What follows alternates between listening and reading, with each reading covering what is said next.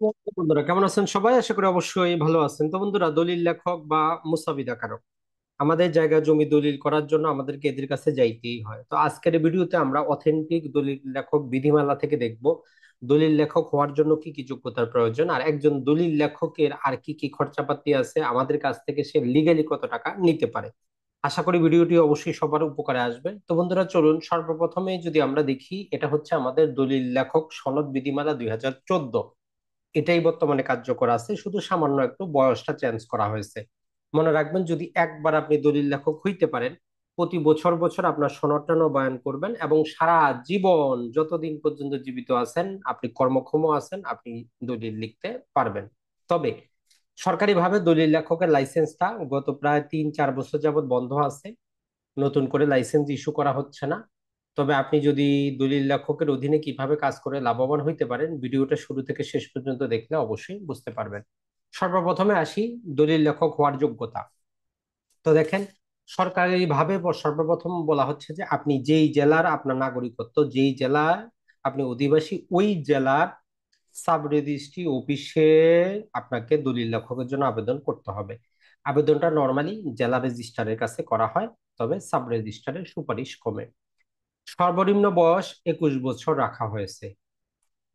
আর এখানে বলা হচ্ছে যে উচ্চ মাধ্যমিক বা সমমানের পরীক্ষা উত্তীর্ণ হয়েছেন, মানে হায়ার সেকেন্ডারি।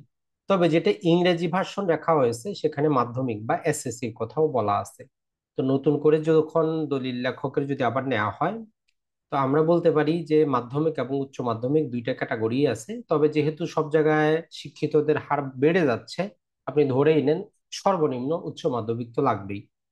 এরপরে ভূমি রিলেটেড কিছু আইনের কথা বলা আছে, যাতে এই আইনের মূল বিষয়বস্তুটা, গুরুত্বপূর্ণ জিনিসটা যাতে একজন দলিল লেখক জানে এবং বুঝে।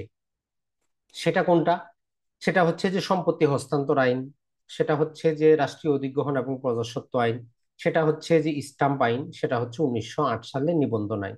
পাশাপাশি হাতের লেখা ভালো হইতে হবে এবং উনি স্থানীয় ভাষায় দলিল মুসাবিদা করতে পারেন। তো বর্তমানে এগুলার প্রয়োজন হয় না, কারণ হচ্ছে যে বর্তমানে কম্পিউটারে টাইপ কিছু সবকিছু, আর বর্তমানে নির্দিষ্ট ফরম্যাটেই দলিল লিখতে হয়, আঞ্চলিকতার কোনো দরকারই কিন্তু হয় না। তবে হ্যাঁ, পুরাতন দলিলগুলাতে আঞ্চলিকতা থাকে। এজন্য পুরাতন দলিল খতিয়ান পড়তে পারাটাও কিন্তু একটা গুরুত্বপূর্ণ জিনিস। তো যার কি হচ্ছে যে আচরণ ভালো, যিনি সচ্চরিত্রের অধিকারী, তিনি কি করতে পারেন? উনি দলিল লেখকের কার্যকরী বা সনদের জন্য প্রশংসাপত্র যদি থাকে, সরাসরি জেলা রেজিস্ট্রার বরাবর অথবা সাব রেজিস্ট্রারের মাধ্যমে কি করতে পারেন? নির্দিষ্ট ফর্মে আবেদন করতে পারেন। আবেদনটা নিজ হাতে লিখতে হবে। তাহলে দলিল লেখক হওয়ার যোগ্যতা এবং পদ্ধতিটা হচ্ছে এইভাবে, যে সাব রেজিস্ট্রারের মাধ্যমে তার সুপারিশ সহ অথবা সরাসরি জেলা রেজিস্ট্রারের কার্যালয় করতে পারবেন।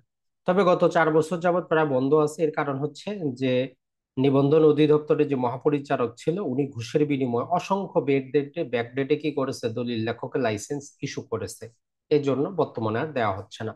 তারপরেও আপনি কিন্তু একজন যে কোনো দলিল লেখকের অধীনে কাজ করে দলিল সম্পর্কিত বিস্তারিত কিছু জেনে আপনি যদি 6 মাস 1 বছর কাজ করেন, আপনি কিন্তু দলিল সম্পূর্ণ লিখে শুধু দলিল লেখকের লাইসেন্সের জায়গায় যার অধীনে কাজ করতেছেন তাকে দলিলটা দেখিয়ে তার সিগনেচারটা নিয়ে তাকে তার প্রাপ্য সম্মানীটা দিয়ে কিন্তু আপনি কাজ করতে পারেন। আর এইভাবে হাজারো মানুষ কিন্তু কাজ করতেছে। যারা পার্সোনালি আমার সাথে পরিচিত আছে তারাও কিন্তু কাজ করতেছে, যারা আমাদের কোর্সগুলো করেছে তারাও সেখান থেকে উপকৃত কিন্তু হয়েছে। কারণ এখানে আপনি যখনই একজন দলিল লেখক হন, আপনার কাছে মানুষ আইনি পরামর্শের জন্য আসে, বা আপনাকে কোন দলিলটা কিভাবে লিখতে হবে, কোন জায়গায় কি দিতে হবে, এটা যদি আপনি নিজে থেকেই জানেন, আপনার কারো কাছে যাওয়ার প্রয়োজন হয় না। ওই জায়গায় আপনার একটা সুনাম বাড়ে। তো দেখি আমাদের আর কি কি আছে। যদি আপনাকে লাইসেন্স প্রদান করা হয়, তাহলে আবেদন ফি বাবদ 1,000 টাকা আপনাকে কি করতে হবে? পে অর্ডার বরাবর কি করতে হবে? পে অর্ডার দিয়ে ট্রেজারি চালান করে জমা করতে হবে। এরপরে যেটা হচ্ছে, এই যে লাইসেন্সটা দেওয়া হইলো, এটা 31শে ডিসেম্বর, সেই বছরের 31শে ডিসেম্বর পর্যন্ত কার্যকর থাকবে। এর মধ্যেই 15ই ডিসেম্বরের মধ্যে আপনি কি করবেন? 250 টাকা নবায়ন ফি সহ ট্রেজারি চালান করে আপনি কি করবেন?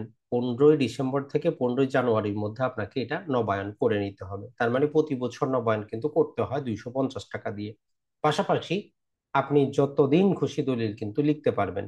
এই যে বিধিমালা আছে এখানে 59 বছর, সম্ভবত 65 বছর পর্যন্ত কথা বলা ছিল, পরে ওইটাকে রহিতকরণ করা হয়েছে। সাব রেজিস্ট্রেশন অফিসে সনদপ্রাপ্ত যারা দলিল লেখক আছেন এদের একটা দেখবেন আপনি লিস্ট পাবেন, চার্ট পাবেন। আপনি সেখানে দেখে অথেন্টিক হয়ে তারপরে দলিলটা লেখার চেষ্টা করবেন। এরপরে যদি আমরা দেখি, সেটা হচ্ছে যে একজন দলিল লেখক কর্তৃক কয়টা দলিল লিখবে বা একটা সাব রেজিস্ট্রেশন অফিসে কয়টা দলিল লেখক থাকবে, এই রিলেটেড যাবতীয় ক্ষমতা হচ্ছে জেলা রেজিস্ট্রারের। নর্মালি বলা হয় যে প্রতি 300 দলিলের জন্য একজন দলিল লেখক তারা হিসাব করে। তবে আপনি দলিল লেখক হলে বছরে মোট কতটি দলিল লিখবেন তার কোনো সীমা নাই, আপনি যত খুশি তত লিখতে পারেন। তো একজন দলিল লেখক কি কি থেকে আয় করতে পারেন, অন এভারেজ তো আমরা বলতে পারি দলিল লিখে ইনকাম করেন। লিগ্যাল পন্থাগুলা কি? সর্বপ্রথম হচ্ছে উনি দলিল খসড়া তৈরি করতে পারেন, মুসাবিদা করতে পারেন, মুসাবিদা থেকে ফাইনাল দলিলটা লিখতে পারেন এবং সেটা নিবন্ধনে যাবতীয় সহযোগিতা করবেন। এলটি নোটিশ তৈরি করা, এটা ছাড়া ব্যাংকে টাকা জমা করা, যাবতীয় তার কাজ। স্মরণ শক্তি থেকে দলিল লেখন, যেটা কোনো ফরম্যাট দেওয়া নাই। 52 ধারার অধীনে রসিদটা নিয়ে ক্ষমতাপ্রাপ্ত হয়ে দলিল ফেরত নিতে পারবেন। ছাপানো ফর্ম বা যে কোনো দরখাস্ত লিখন পূরণ করতে পারবেন, সমন লিখনও পূরণ করতে পারবেন। রাষ্ট্রীয় অধিগ্রহণ এবং প্রজাস্বত্ব আইনের অধীনে নোটিশ যেটা সেটা লিখতে পারবেন, পূরণ করতে পারবেন। সূচি তল্লাশ বা রেজিস্টার বই তল্লাশ পরিদর্শন, এই জিনিসগুলো কিন্তু উনি করতে পারবেন। তার মানে একজন দলিল লেখকের মাধ্যমে আমরা এই কাজগুলো করতে পারবো। এখন এইগুলার যে ফি, এদের ক্ষেত্রে পৃথক পৃথক গেজেট আছে, পৃথক পৃথক নিয়ম আছে যেগুলো অনেক পুরাতন। যেমন সুচি তল্লাশি আমরা জানি সরকারি ফি হচ্ছে প্রথম বছর 20 টাকা, পরবর্তী বছরগুলো হচ্ছে আপনার 15 টাকা করে। একবারে আমরা সর্বোচ্চ একটা আবেদন পত্রে মাত্র 12 বছরে তল্লাশি দিতে পারি, ম্যাক্সিমাম 150 টাকা। তো সাথে দলিল লেখক তার নিজস্ব কত টাকা নেবেন সে বিষয়ে কিছু বলা নাই। এটা ছাড়া দলিল লেখার পাতা প্রতি যে 2 টাকা 4 টাকা করে, দেখা যায় যে 250 টাকার বেশি হয় না। তো যাই হোক, ওভারঅল একজন দলিল লেখক মোটামুটি 2000 থেকে 10,000 টাকা কিন্তু নিয়ে থাকেন একটা দলিল মোসাবিদা করার জন্য। বাকি সমিতির চাঁদা, সাব রেজিস্ট্রারের ঘুষ, সেটা আমরা আলোচনা করতেছি না, আমরা পিওর আলোচনা করতেছি একজন দলিল লেখকের পিওর হালাল ইনকামেরটা। এরপরে যেটা সেটা হচ্ছে, যেটা যদি আমরা দেখি যে দলিল লেখকগণের ফিসের তালিকা প্রদর্শন, এখন এরকম তালিকায় তারা আপ টু ডেট করে নাই। বলতেছে কোন দলিল লেখক নির্ধারিত হারের অধিক ফিস দাবি করলে তার সনদ বাতিলযোগ্য হবে। নর্মালি আপনি আবেদনটা করবেন কই? সবাই সিন্ডিকেটের মাধ্যমে কিন্তু টাকা পয়সাগুলা খায়। দলিল লেখকের যে টাকাগুলা নেবেন তার বিপরীতে একটা লাইসেন্স, আপনাকে একটা রসিদ দেওয়ার কথা। নর্মালি তারা ওইরকম রসিদও কিন্তু আপনাকে দেয় না। আর যারা সনদবিহীন দলিল লেখক আছেন এদেরকে বলা হয় টাউট। এই টাউটদেরকে বিচারের জন্য আমরা যদি বলি রেজিস্ট্রেশন আইনে এদের মোটামুটি 3 মাস পর্যন্ত জেল এবং 500 টাকা জরিমানার কথা বলা আছে এরকম। তো এটাই হচ্ছে আমাদের অথেন্টিক ভাবে যদি আমরা বলি দলিল লেখক বিধিমালা রিলেটেড যে জিনিসটি।